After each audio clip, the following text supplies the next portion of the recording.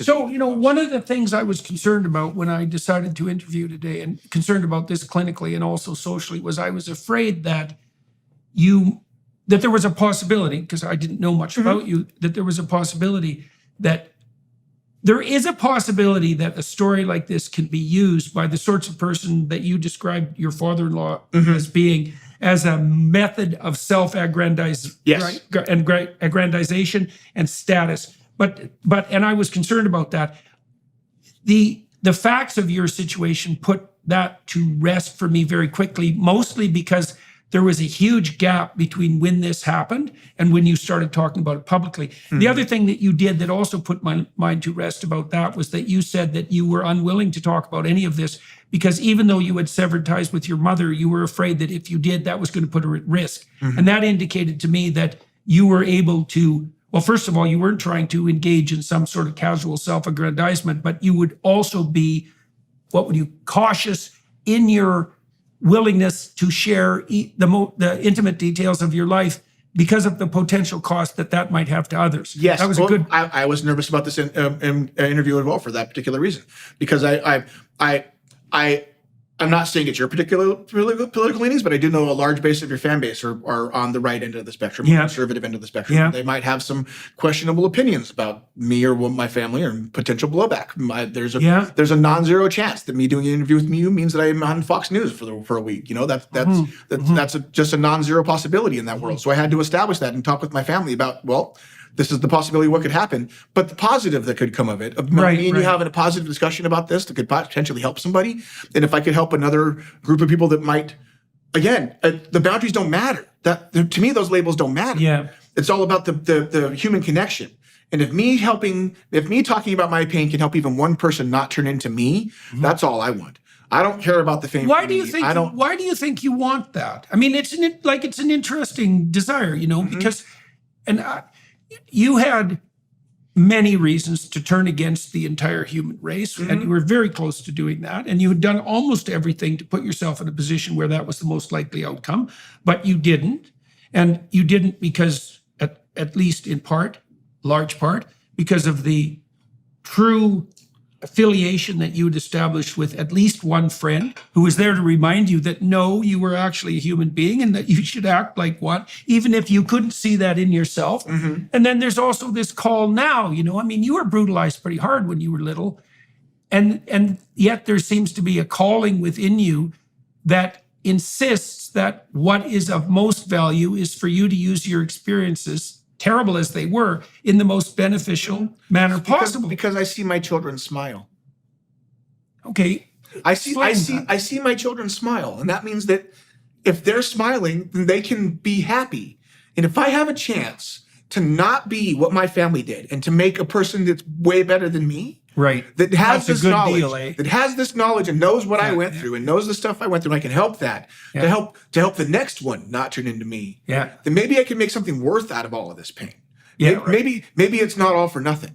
Maybe all this hurt wasn't definitely not for nothing. The story you told about your daughter proves that. Exactly. Your daughter, and that's what I mean. I see my family smile. I see today, and to smile at others. And today, I see them smile in general. And the fact that my kids can smile, they can argue with me, they can yell back at me and tell me I'm wrong, they can bring their friends over. I'm pretty positive I'm going to go home tonight and I'm going to walk into a herd full of teenagers and I might know 3 or 4 of them. And I'm okay with that because that to me means that I successfully broke the cycle. People have talked forever about we need to break the cycle of violence, we need to break it. How do we do that? How do you actually break it? By doing it. Break it by actually breaking it. That's right. Make a choice that I'm not going to do what happened to me.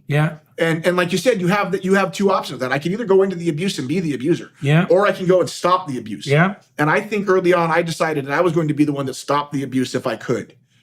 Because that I felt how much it hurt me, and now I can see how much it's hurting everybody else. And your response to that was that you decided not to magnify the pain. No, and I'm not special. Nothing about me is special.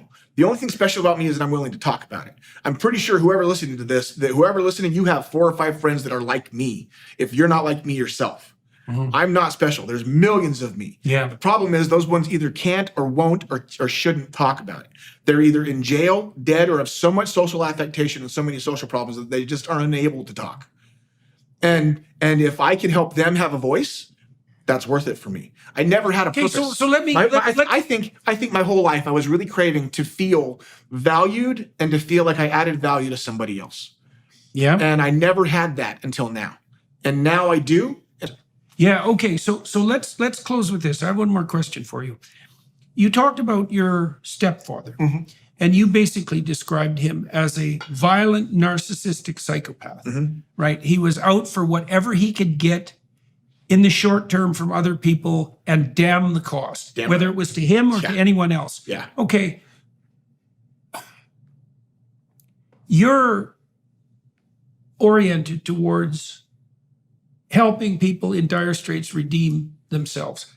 What do you think about the possibility of redeeming someone like him?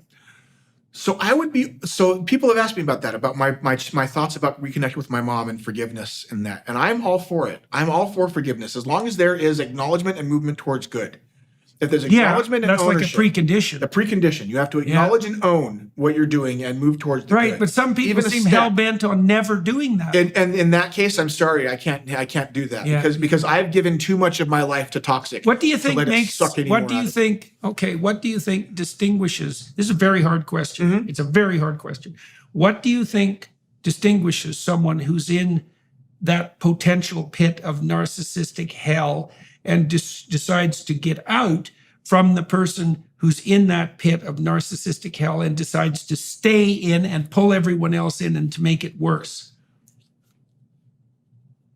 The earlier on they can be instilled with self-worth or an island of normal in their ocean of chaos. And do you think that holds true with your stepfather? It does. It does. I think that what do you think he was missing? I think that he was missing. He was also extremely abused, was very, very abused by his family. They were very racist. They were very, it was that kind of toxicity was there. But also remember, here's the thing that people forget when they're looking at these timelines. Look at the generational fact. But when he was growing up, what was the media and what was going on back then? You're old enough to remember the Honeymooners? Yeah. You know, the tagline, the main punchline for the Honeymooners? Remember their joke? Send you to the moon? One of these days, Alice, bang, zoom, right in the kisser. Right. He's going to punch his wife in the face because she talks too much. And that's the main laugh line for the first sitcom we ever had. Yeah. And that's if that's what's going on and everybody's laughing, it wasn't where abuse wasn't just ignored, it was ridiculed. Where, well, your husband's hitting you, what'd you do to make him hit you? And that's not ancient history. That was the 80s. So it's not far along the way. And so to realize that's what gives me hope for today. The fact that I'm able to do what I am today and that I'm able to get up on stage and cry. I'm a big hairy dude. I can get up on stage and cry and not get massively ridiculed by everybody because there's people that can emotionally connect with that now.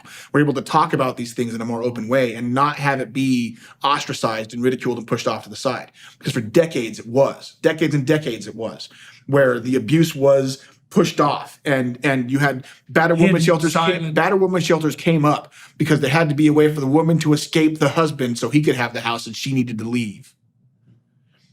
That instead of put the husband in jail, they had to get a way to make the wife escape because the husband's going to hunt her. That's the reason why we made these things is because abuse was normalized. We normalized these things. And now I think we're not. I think we're moving towards not normalizing it. The more we can talk about these things, the more you can shine a light on something. That's one advantage that you had, at least in principle, over your stepfather. Yep. Perhaps. Yep. All right. Well, look, it was great talking to you. Great talking to you too. It was great talking to you. Thank you very much. Yeah. Well, and congratulations on your work. Thank you. And the consequences of your decision to take a big risk and to admit where you had been, but also more importantly, I think, to